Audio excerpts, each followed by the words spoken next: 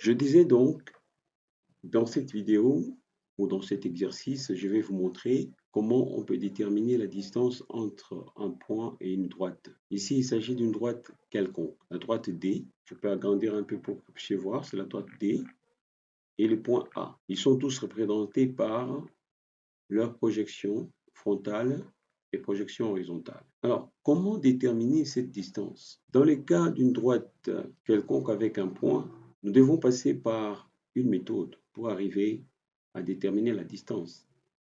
Mais tandis que si c'était des droites particulières, entre autres la droite frontale, la droite horizontale, la droite debout, la droite verticale, avec ces droites, c'est beaucoup plus facile de trouver la distance entre ce point et ces droites. Et si vous ne savez pas les faire, vous pouvez l'écrire dans les commentaires. Je peux revenir un jour avec d'autres vidéos intéressantes sur ces sujets-là. Mais je trouvais important de pouvoir vous montrer comment vous pouvez trouver la distance entre un point et une droite quelconque. Alors, avant de dessiner ça, nous devons monter tout un raisonnement autour de cet exercice. Le raisonnement est que la distance du point A vers la droite D se trouve sur la perpendiculaire à la droite D passant par le point A. Ça, c'est la première des choses, c'est le premier raisonnement que nous devons avoir présent à l'esprit, que la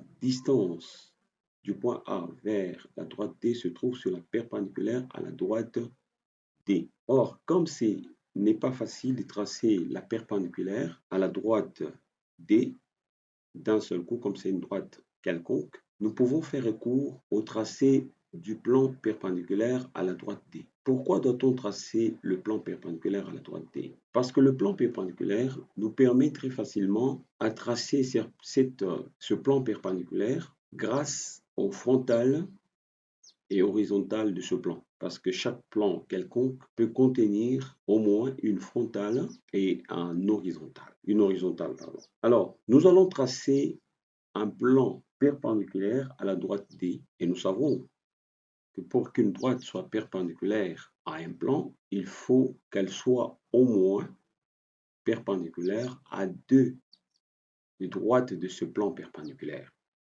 Donc, il faut que la droite D soit perpendiculaire aux deux droites du plan perpendiculaire que nous allons construire passant par le point A qui est ici. Alors, comment déterminer, tracer ce plan-là?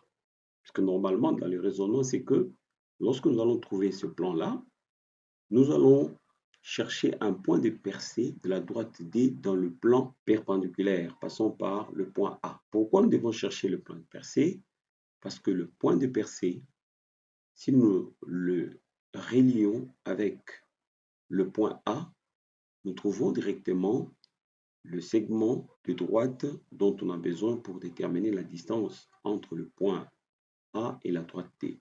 Donc, en d'autres termes, la distance entre le point A et la droite D se trouve sur la perpendiculaire ou bien sur le point A et le point de percée de la droite D dans le plan perpendiculaire. Maintenant, le raisonnement, en définitive, ou en bref, je peux répondre pour vous expliquer. Nous devons commencer par tracer une perpendiculaire, un plan perpendiculaire à la droite D et ensuite chercher un point de percée dans ce plan et relier ce point de percée au point A, c'est la solution qu'on était en train de chercher. Alors, du point de vue pratique, nous allons commencer d'abord par tracer le plan perpendiculaire à la droite D. Alors, nous allons tracer l'horizontale et la frontale. Nous commençons avec la droite horizontale. Je vais tracer la droite horizontale, passant par le point A. Voilà, j'ai tracé la droite horizontale. J'ai tracé d'abord sa projection horizontale, non, sa projection verticale, pardon, la projection frontale, et je vais ensuite tracer sa projection horizontale. Obligatoirement, sa projection horizontale doit être perpendiculaire à la droite, à la projection horizontale de la droite D. À ce moment-là, on est sûr que la droite horizontale H est orthogonale à la droite D. Alors, avant de pouvoir tracer la perpendiculaire à DH, je dois d'abord nommer ma projection frontale de la droite horizontale. Voilà, je viens de nommer la projection frontale de la droite horizontale H. Maintenant, je vais tracer la projection horizontale de la droite H, ou de la droite horizontale. Là, je trace une droite perpendiculaire à DH, passant par le point A. Je peux aussi nommer, là c'était HV, ici ça sera HH. Donc la projection horizontale de la droite horizontale H. Voilà. Maintenant, je vais tracer la projection frontale. Je vais tracer la droite frontale en commençant par la projection horizontale de la droite frontale. Je peux mettre par exemple par là. Voilà. Voilà, je viens de tracer la projection horizontale de la droite frontale F.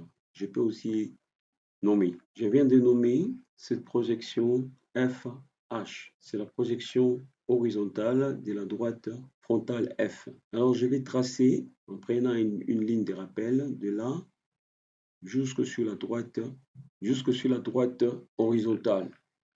Bon, comme vous pouvez bien le remarquer, nous risquons de nous retrouver en dehors de l'épure. Je peux changer la position de la droite frontale, ou bien la position de la projection horizontale de la droite frontale. Je peux changer cette position-là, le déplacer un tout petit peu et un peu plus bas. Je ne sais pas si ça peut fonctionner cette fois-ci. Ou carrément, bon, je peux toujours changer après pour vérifier. Voilà, je peux mettre ça là-bas. Ok, voilà, j'ai la projection horizontale de la droite frontale. Alors, je vais tracer la projection frontale de la droite frontale. F. Pour cela, je dois placer une ligne de rappel. Cette ligne de rappel va aller sur la projection frontale de la droite H. Alors, je dois un peu écourter la ligne de rappel qui est très longue. Je vais diminuer sa longueur en effaçant cette partie qui dépasse. Ici, je vais aussi soit effacer et prolonger le trait ici jusque là-bas. OK. Alors, pour avoir la projection frontale de la droite frontale, il suffit de tracer une perpendiculaire à la projection verticale de la droite D ou la projection frontale de la droite D. C'est ce que nous allons faire tout de suite. Là, je trace la projection frontale de la droite frontale. Je peux aussi nommer ça.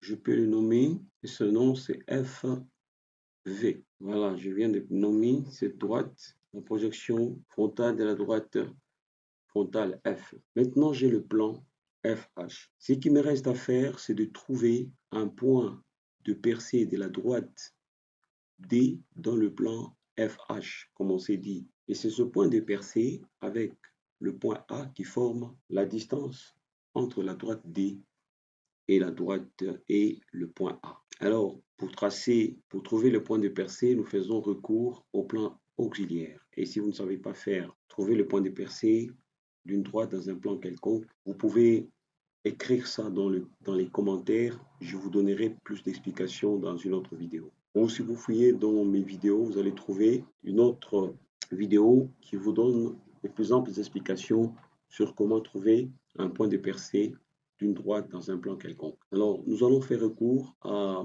un plan auxiliaire. Dans ce cas ici, nous allons prendre le plan debout, alpha. Dans le plan alpha, quand on fait on cherche le point de percée, on va faire l'intersection entre le plan debout alpha avec le plan HF. Donc, ce plan debout alpha avec le plan HF nous donne directement l'intersection IV. L'intersection I, ici représentée par la lettre I, avec V à côté, qui signifie la projection du point I dans le plan frontal de projection. Alors, pour retrouver I, H, il suffit de prendre les points de percée de H dans alpha et le point de percée de F qui est là dans alpha toujours. Alors, nous allons relier les deux points, nous allons les relier par des lignes de rappel. Nous allons commencer par celui-là. Je vais prendre cette ligne de rappel.